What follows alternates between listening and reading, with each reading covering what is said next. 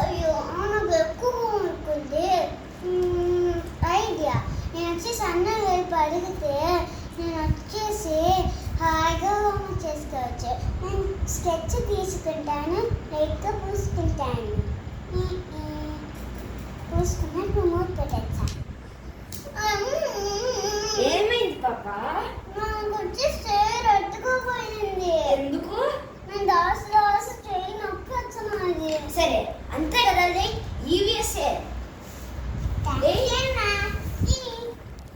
Okay, potato vegetable, carrot vegetable, apple vegetable. Okay పాపా, apple fruit. పాపా నీ homework అయిపోయింది. ఎందుకు?